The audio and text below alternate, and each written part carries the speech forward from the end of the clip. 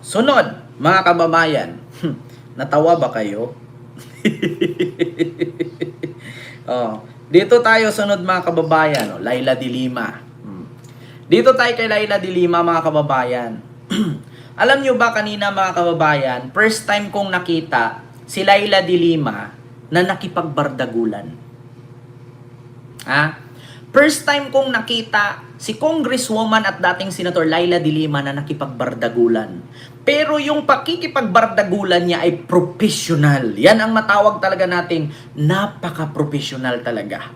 Makikita talaga natin hindi talaga nila kayang ipitin. Hindi talaga nila kayang apakan yung tao. Bakit? Ito po mga kababayan. Kanina po, mga kababayan, di ba ang sabi nila, si Congresswoman Laila de Lima nakatanggap ng maleta. Tapos binawi, envelope naman. Ang sabi, yung mga Marines daw, naghatid ng mali-malitang pera. Tapos kalaunan, nung in-interview ni Jessica Soho, hindi daw maleta ang hatid. Expanded envelope. So, nasaan yung maleta? Diba? Diba? Ito mga kababayan, natatawa ako. Nung unang press ko nila, sabi nung attorney at ng 18 Marines, kami po ang naghatid ng maleta sa utos ni Saldico. Nung in-interview ni Jessica Soho, unang release nila, maleta. Nung interview pangalawa, ang sabi, envelope. Tapos sunod, sobre. Tapos sunod, paper bag. So nawala ang maleta. Ngayon mga kababayan, si Laila de Lima, di ba? Naglabas ngayon, nakipagbardagulan, pero magugulat kayo. Pakinggan nyo at panoorin nyo. Mga kababayan, eto po siya. Ayan, nagbit-bit ng maleta ang lola nyo. May hila-hilang maleta, pumunta ng Congress. May dala pang paper bag. Ang laman ng maleta, binuksan. Ayan, patay ang laman pala ng maleta ay impeachment. Impeachment complaint. Ayan, mga kababayan. Kita ninyo? Bit-bit ni Laila ang maleta. Ayan. May laman. Tambak-tambak na dokumento. Laban kay Sara sa impeachment. Galit na galit ang mga DDS. Ayun, binuksan ang laman ng paper bag. Ayun, GAA book. Ayan. Andyan pa may tablet. Hila-hila ang maleta. Pumasok sa House of Representatives ang lola nyo. Diba? Maleta ba hanap nyo? Ayun, nagbit-bit ang maleta. Dala ang maleta. May lamang dokumento sa impeachment. Mga DDS, kayo lang marunong makipagbardagulan. Ayan. Akala ninyo hindi kayo papatulan. Minsan, hindi yung puro kayo birada, babawian din kayo. Hindi pa nagsalita yan. Hindi pa nagsasalita si de Lima. Maleta lang yung bit-bit at paper bag. Nung binuksan ang maleta, nakita nyo, sandamakmak na ang kakapal ng dokumento patungkol sa impeachment complaint. Hindi pa nagsalita yan. Baka pagdating yan, may part 2 pa ang video na yan. Good morning, ladies and gentlemen. Ito na yung mga sinasabi nilang maleta at paper bag. Ang laman ng aking maleta, nung binuksan ko, sangkakapal na dokumento. Kita nyo, akala ninyo, hindi marunong makipagbardagulan. Nakamaleta na. Kaso ang laman ng maleta, impeachment document. Tapos yung paper bag, libro ng GAA, singkapal din. Kapal ang pagmumukha ni Sara. Mga DDS, kaya nyo pa? Akala niyo, hindi pa nagsasalita si Laila de Lima yan, naghihila lang ng maleta. Yan kasi ang sakit sa inyo. Mga kababayan, no? Lalong-lalo na sa mga DDS. Sir Rosalino Galiza, may love shoutout po sa iyo. Yan ang problema sa inyo mga DDS. Ang hilig nyo kasing gumawa ng kwento. Ayun, pinatulan kayo, di ba? Ang sakit sa dibdib, no? Ay, ayan na nga, bitbit na niya yung maleta. Kaso pagbukas ng maleta, impeachment complaint documents ang laman, 'di ba? Masakit. 'Di ba? Akala nyo hindi marunong lumaban si Laila de Lima? Akala ninyo mga bobo mag-isip yung kanyang mga assistant. 'Di ba? Ayan, pinatulan na kayo. Maleta, 'di ba? Nako, maleta kayo ng maleta. Tapos, kalaunan, ang sabi, paper bag. Tapos, sunod, envelope. Ano ba talaga? Hindi nagkatugma-tugma. Kita nyo yung interview ng Jessica Soho? Ito, iparinig natin mga kababayan. Hindi natin masyadong i-view kasi yung Jessica Soho, nang bablock ng video yan eh. Hanapin natin ha. KMGS. Tignan nyo, mali-mali yung sagot mga kababayan. KMGS. Mali-mali yung about sa mali-malita ni Trillanes. Ito ba yun? Ito. Get the top restaurants in town delivered straight to your door. Download the Foodpanda app and order food you love. Ayan. Pakinggan natin, mga kababayan. Yung patungkol dyan sa mali-malita na yan. Akala ninyo mga DDS ito. Napakaraming nangyari sa linggong ito.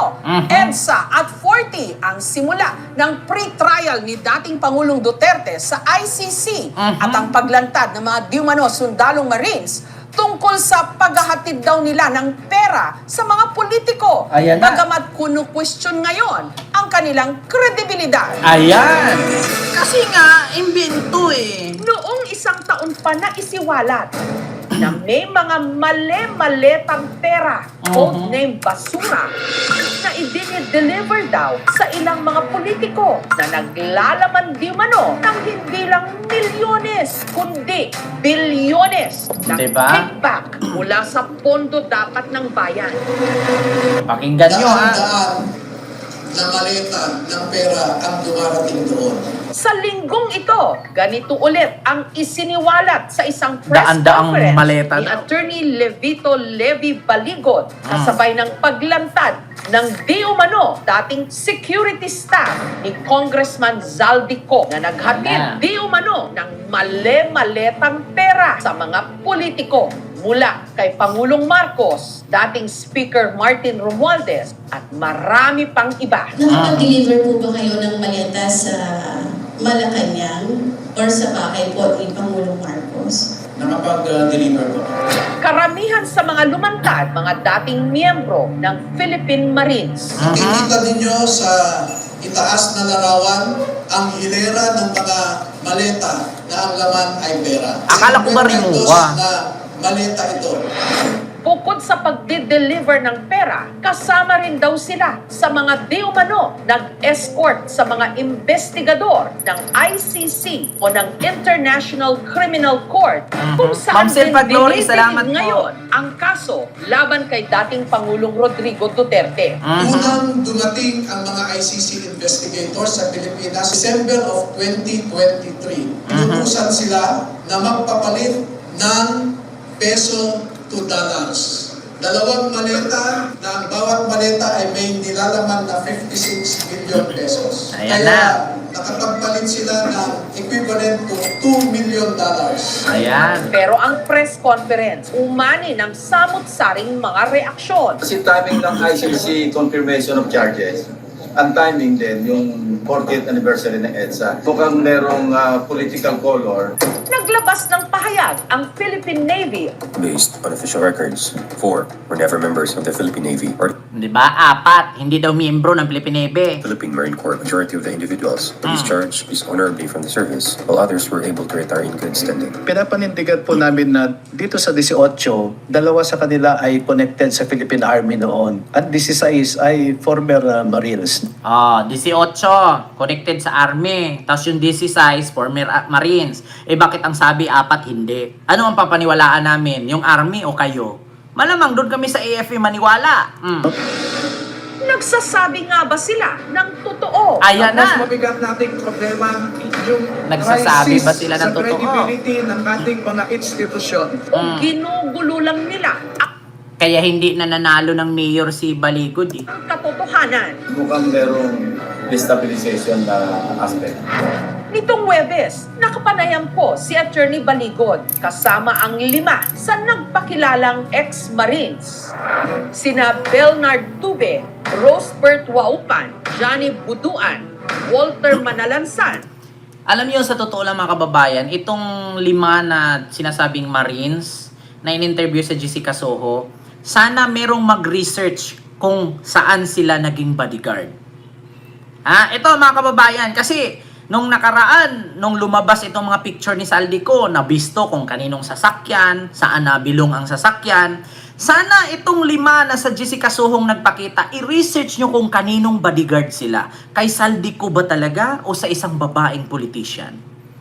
At Benny Bunontate. Paano kayo napasok kay Congressman Zaldico? Nag-start po ako ng work kay Kong Saldi. Hindi pa siya congressman. Din kausap siya ni Kong Romualdez na maging APRO 2022. 2022, nag-start na po yung security. Then, nagde-deliver na rin po kami ng mga basura na sinasabi nila sa mali-maletang pera. Isa Mali-maleta, sa mabigat na pahayag Pakinggan ninyo mali-malitang pera ang diniliver. Tapos ngayon, ni Belnard sa kanilang affidavit nang isama raw siya ni Ko na mag-deliver ng mali-maletang pera kay Pangulong Bongbong Marcos Jr. Ayan na. Magkano yung dinala nyo? 3 maleta, ma'am. Na magkano ang laman? Hindi ko mas specific yung kung magkano kasi medyo mabigat yung isang maleta. Large po yun.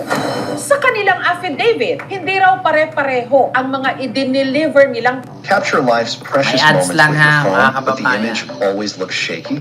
The DJI pera. May large na maleta na naglalaman ng 50 to 70 million pesos. Medium para sa 30 to 40 million at small para sa 15 to 25 million. Meron din daw paper bags na 5 to 10 million ang laman at expandable envelopes na 2 million pesos ang laman. Expandable Nung unang envelope. beses na pinag-deliver kayo ng pera o ng basura, sabi mo, ano pumasok sa isip mo? Sa amin, ma'am, trabaho lang po yung pumasok sa isip namin kasi wala naman kaming intention na masama. Para pa lang po sa pamilya namin. Hindi ka nagulat na, Diyos ko, grabe, mali-maletang pera. Hindi naman po kami nagulat mo. Si Kong Saldi po is contractor po, ma'am. Pero pagkakalam namin, parang nagpopondo po siya ng mga project. At first, ma'am, wala kaming idea talaga. napansin nyo ba yung mga damit nila? Napansin nyo yung mga damit nila? Puro branded. Itong isa Alo, yung isa Nike, yung isa Jag. Oh, yung kabila, ano yung isang damit nitong isa? Parang hindi ko alam kung ano yan. Tapos yung isa Lacoste. Oh, sa likod. Napansin nyo yung mga damit nila, mga kababayan? Ito, oh, Adidas. Oh, Jag, Alo. Alam nyo magkano mga price nito bawat isang damit? Ah, mga kababayan, magulat kayo. Bawat price niyan, 1,000 pataas. Ah? Ayaw ko na mag-say. Ako, ma'am, ang iniisip ko, mayaman si boss eh. Marami siyang pera, marami siyang business po. So, lumabas po yung flood control issue doon po namin napagtanto talaga na yung mga perang kulto-kulto po na tumarating doon at lumalabas. Galing po pala sa masama. Nang tanungin ko uli si Belnard tungkol sa mga maleta. Kay Presidente, magkano ang dineliver nyo, sabi mo? Hindi ko specific yung kung magkano ba sa 5 maleta po. To-support yung sinabi ni Sargento po yung pagkadala nila sa akin. Sabi kasi ma'am yung nagdala nung papunta sa Delta Beach, dala-dala namin yung 5 maleta. Sinakay namin sa Lexus na bulletproof. Yung dinala nila sa Ilocos. Yung nagdala ka sa bahay ni Pangulong Marcos, bahay nga ba niya, pinagdalhan niyo? Sa tabi po siya ng lake. Hindi ito yung Malacanang of the North, sa may Paway Lake. Yes po. Pero ang kanilang mga paratang at pahayag, inalmahan ng Malacanang. Mismong bahay, Lousy script. tapos paway. Hindi pang award-winning. Alam mo na may kasinungalingan. Bakit ko sila nagre-react ng matindi? We are not following any script. Talagang magre-react, attorney. Bakit? Sasabihin mo ba naman, mismong bahay? Wala namang bahay ang mga Marcos doon. Ang bahay nila nasa Batak, sa Lawag. Hindi naman sa Paway. Oh, yan na naman tayo mismong bahay. Kaya specific mo yung mismong bahay. Malacanang of the North yun. Hindi yung bahay ni Marcos. 'Di ba? We are not after any award. Nag-deliver din daw sila ng pera kay dating House Speaker Martin Romualdez Ayan na naman mula tayo. 2022 hanggang 2025. Unang operation na nasamahan ko, ma'am, yun nag-deliver kami ng halos 50 na malekta kay dating speaker po. Saan kayo nag-deliver kay Speaker? Yung sa time ko po, sa 40, Tapos, saan pa? 41 na yun. 14 na. Kay Michael yun. 14. Oh, Bahay niya. kita mo? Nag-deliver sila sa bahay ni Michael Yang. O bakit mag-deliver sila ng pera sa bahay ni Michael Yang? Oh, tapos buti ginagano ng Jessica Soho. Oh, walang pinagkaiba sa kwento ni Gutesa, mga kababayan. Ayan na naman tayo. Bakit yung dideliveran ng pera si Michael Yang? Okay, 40. 14. Sinubukan naming kunin ang panig ni dating Speaker Romualdez pero wala silang tugon habang ginagawa ang ulat na ito. At ganyan po sila mag-deliver. May mga isinumiti rin silang ebidensya, mga litrato ng kanilang mga isinagawang di umanong deliveries. Kung minsan pa di umano, gamit ang helicopter at eroplano. Ito pong eroplano. Ano po itong eroplano? Sino may kuha nito sa inyo? Thankfully yan kasi So gumagamit kayo ng mga eroplano para mag-deliver ng basura Yes, o ma'am. ng pera? Hindi na lang van, ha? Yes po. Kaninong eroplano to? Kay Kay boss. boss siya. Kay boss Sal.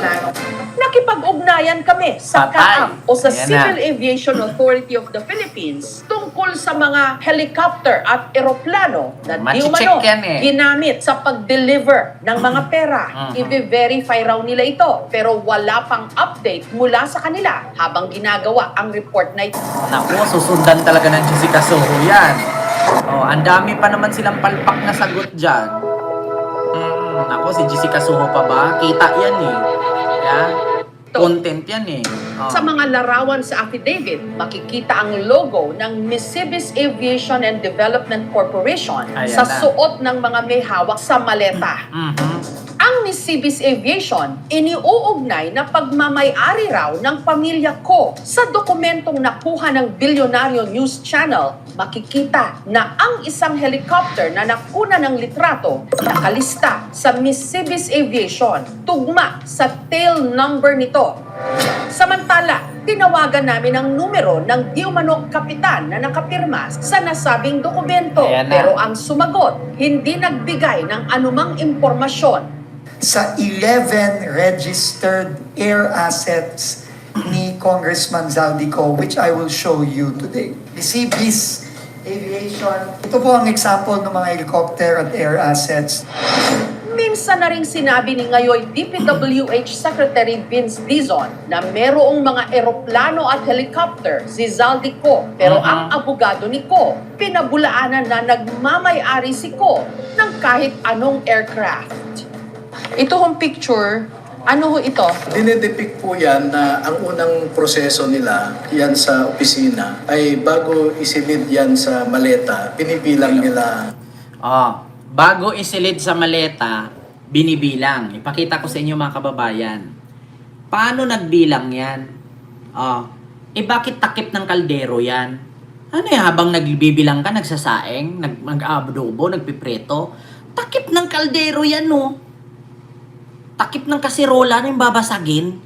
Ano yan? Dapat money counting machine yan. Oh, bakit takip ng kaldero? Oh, paano yan? Oh, paano mo sasabihin yan? Nagbilang ka ng pera. Tapos ang laki, takip ng kaldero. Kita mo yan? Nagluluto ka ng pera? Ginigisa mo? Ano yun? Continue. Estrada. Kuha nyo ito? Yes, sir. Kuha? Yes. Sinong kumuha nito? Isa sa amin. Okay, ito. Yung may mga babae na nagbibilang. Yes, sir. Kuha rin nyo ito. Yes, po.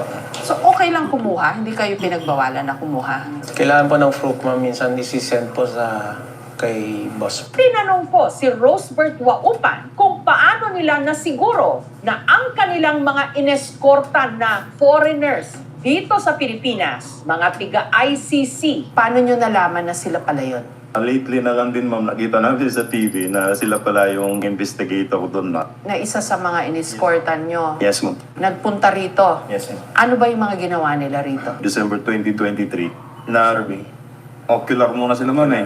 Inikot muna nila yung buong Manila eh. Then nakipag-meeting sila kay ST po. Food team po yan ni Sunny Trillanes. Then pumunta po ng townhouse. Nakipag-meeting din po siya doon kay boss po tsaka kay dating speaker. Pagkatapos na nun ma'am, umuwi muna sila. Then bumalik sila. Nakapagpalit sila. Po namin is si Senator Trillanes, Ka-meeting yung... ICC. Ngayon, paano mo na napagtanto na yung pera na pinalit nyo from pesos to dollars napunta sa ICC? Ayun po yung pagkakarinig ko sa executive ni... Ayan na ha. Ito, pakinggan ninyo mga kababayan kung paano sila nahuli ni Jessica Soho dito. Ito ha, kay Trillanes. Ang bawat maleta ay may nilalaman na 56 million pesos. Kaya nakapagpalit sila ng equivalent to $2 million. Ayan na. Narinig ko po na parang may paghandaan sila na pagbibigyan ng dollar. Sino raw? Ang narinig ko, ICC. Paano mo na pag nadugtong si Trillanes doon? Kami po yung nagsundo ng ICC sa Terminal 3. Then, ang direct contact po namin is si Senator Trillanes po. Codename niya is T. Nakita mo ba si Senator Trillanes? Yes po, nakita ko rin po. Na anong ginagawa? Nagmi-meeting po sila. Ka-meeting yung... ICC. Ngayon, paano mo na napagtanto na yung pera na pinalit nyo from pesos to dollars napunta sa ICC? Ayun po yung pagkakarinig ko sa executive ni boss, si Paul. Dumaan ba yun kay ST, kay Senator Trillanes? Malamang, yes po. Nakita mo o binigay nyo sa kanya yung maleta? Nasa, dapat naman po, executive naman po yung nakakalam po niyan, ma'am. Correction lang doon sa kwan ba? Foreigners po yung una naming narinig. Kalaunan, laman namin. ICC investigation. Yan na, ang sabi ni Paligod. O Baligod ba? Nagpapalit sila ng 56 million. Worth $2 million. Ngayon, pagdating sa Marines, ang sabi, hindi daw sila ang nagpapalit. Nasa executive daw ang nagbigay. Pero ang sabi sa unang press con, ang mga Marines daw ang nag-abot kay Trillanes. Ito na naman tayo eh. Palpak na naman eh. Diba? Tinanong mismo ni Jessica Soho, nakita mo ba? Inambot niyo ba mismo? Ay, ma'am, sa executive po yan. Nakita, narinig nyo naman ang sabi. Sa executive po yan. So mismo nakita mo pera, ikaw mismo nag-abot kay Trillanes, ma'am, hindi, mga foreigner po ang una naming nakita. Di ba? Mali talaga, mga kababayan. Sinong kumuha nito, yung mga litrato? Ako ma'am, yan yung pag naglalakad-lakad sila ma'am sa Makati. Sinusundan po namin kahit ayaw po nila. Sino to?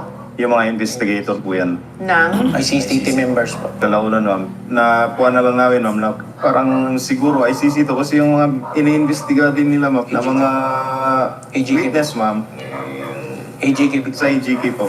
Sinabi rin nila na ang mga kakoordinasyon ng mga tiga-ICC dito sa Pilipinas, si dating Senador Sunny Trillanes at iba pang mga personalidad na nabanggit sa pag-aresto kay dating Pangulong Rodrigo Duterte. Yan na. Kinuha ko rin ang panig ni dating Senador Trillanes. Senator Trillanes, isa daw ho kayo dun sa mga na-deliveran nila nung maleta na may mga lamang pera. And number 2, parang nag-handle or tumulong dun po sa mga taga-ICC when they came over to investigate ito pong extrajudicial killings. Ano ho masasabi niyo po doon? Doon po sa pera, dinideny ko po na nakatanggap ako ng $2 million o kahit anong halaga mula kay Zaldico para sa ICC o para kung anumang purpose. So hindi po nangyari yan, hindi totoo yan. Paano yung dollars na yun? Ibinigay ko sa kanila na suhol? Paano yung ilalabas nila ng bansa? Kung gagastusin naman yung dito, bakit kailangan pa i-convert sa dollars? Tama. Gastusin dito, di ba, Pet? Di ba? Ganito, mga kababayan. Kung ang $2 million na yan ay ibinigay ni Trillanes sa taga-ICC para ilabas sa Pilipinas, masisili po ang taga-ICC. Paano nila yan ilabas? Sige nga. Paano ilabas ng investigator ng taga-ICC? 4 na investigator. Paano ilabas yan ng Pilipinas ang $2 million. Napakalaking halaga niyan. 1 million nga lang sasabit ka na eh. Sige nga, at paano yan kung halimbawa sabihin, i-deposit nila yan sa account nila? Paano sila makapag-deposit dito? Wala naman silang account dito sa Pilipinas. Sige nga, anong sasakyan ng mga ICC investigator? Hindi sila haharangin sa airport? Magbibit-bit sila ng $2 million? Putragis na yan. Tama ang sabi ni Trillanes. Kung ibinigay ko yan at suhol sa mga taga-ICC, paano nila ilabas ng Pilipinas yan? 1 million pa nga lang sa airport, haharangin ka na. Pangalawa, mga kababayan, kung gagastusin lang din naman yan dito sa Pilipinas, bakit kailangan pa mag-convert? Bakit hindi piso na lang? 'Di ba? Yan. Yan, mga kababayan, ang malaking question ngayon. Paano i-explain yan? Paano nila i-explain yan? Kung $2 million ibigay sa ICC suhol, paano nila ilabas ng Pilipinas yan? $10,000 nga lang ang pwede mong ilabas. Bawal ang milyon-milyon. Naalala nyo, asawa ni Lito Lapid, hinarang sa airport, 1 million pesos ang bitbit. 'Di ba? Naalala nyo si Kibuloy? Naalala nyo si Kibuloy? Dahil sa cash smuggling, nagkakaroon siya ng kaso sa FBI ngayon sa Amerika. Kahit i-declared mo yan sa immigration or sa BOC, questionin ka pa rin, bakit may ganyan kakalaking halaga ng pera? May negosyo ka ba sa Pilipinas? Questionin ka niyan eh. Pangalawa, bakit kailangan mag-convert pa ng peso to dollar kung sa Pilipinas lang din naman gagastusin? Hindi nila naayos yung kwento nila. Ayan na. Hindi naayos yung kwento.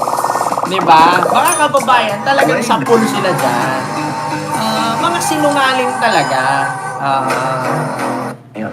Pero kung titignan mo yung pagbabantay nila doon sa ICC per se, wala hong illegal doon. Assuming sila nga yung nagbantay. Pero ang mali na ginawa nila, nung sila ay naging security, dapat pinapangalagaan nila, binabantayan nila yung buhay nung kanilang binabantayan. Pero ang ginawa nila, in-expose nila yung identity, pinictura nila, pati yung testigo. Anong purpose nun?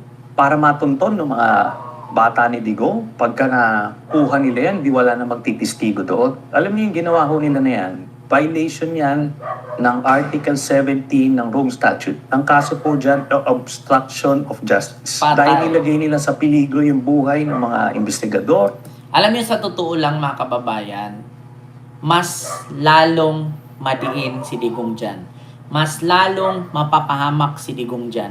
Kaya sa nilabas nilang ganito na ang akala nila masira ang administrasyon ni Marcos at ang akala nila magagalit ang taong bayan, mas lalong magalit ang taong bayan dyan kung darating ang araw na ipatawag yan sila sa Senado, hindi magsisulputan.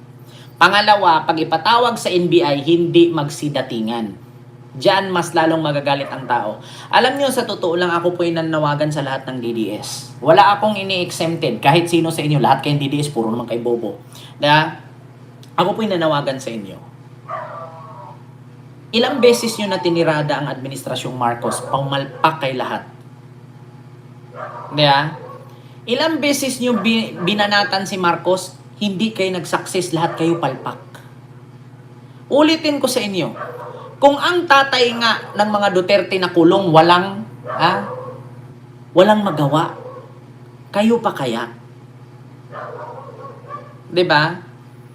Ilang beses na kasi kayo bumira, hindi kayo nag-success eh. 'Di ba ang sabi niyo, dami-dami niyo, yung pirma niyo nga para palayain si Digong, di nga about 1 million nga lang tirada ninyo, 50,000 nahirapan pa kayo. So sa madaling salita, wala na talaga kayong supporter. 'Yan ang totoo, mga kababayan. Pagod na ang tao sa kakasuporta kay Digong. Sa dami-dami ba naman ngayong lumabas na mga kababuyan, kabulaktudan, kadimunyuhan at katiwalian, hindi mo na talaga masasabing, I love Duterte. Ang masasabi mo na talaga, I hate you. Tay, dyan ka na lang. Yan talaga ang masasabi ng tao. Lumabas si Gutesa, nung hinahanap na wala, dismaya ang tao. Umakyat si Aimee, ang sabi adik, walang napatunayan. Hanggang ngayon, hindi pa rin nakulong si Marcos, hindi napatunayang adik.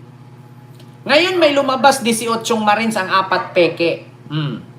Pag ito hindi mag-success, mas lalo, yung 100 supporter ni Sara nanood sa akin ngayon, yung 100 na yun matitira dyan 7. Araw-araw na may manood sa aking DDS 100, 7 na lang ang matitira dyan pagkatapos ng aking live. Totoo yan. Araw-araw. Isang taon na tayo nagla-live araw-araw, imposible yung 100 araw-araw. Diba?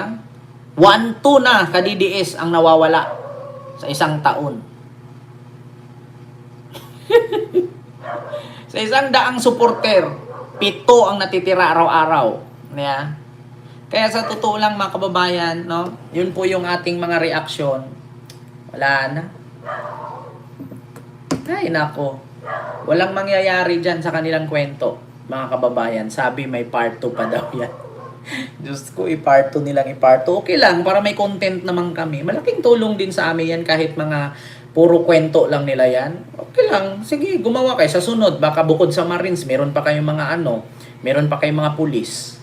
Yeah? Bukod sa mga pulis, baka meron pa kayong mga mangingisda, mga magsasaka. Baka meron pa kayong mga minero. Yeah?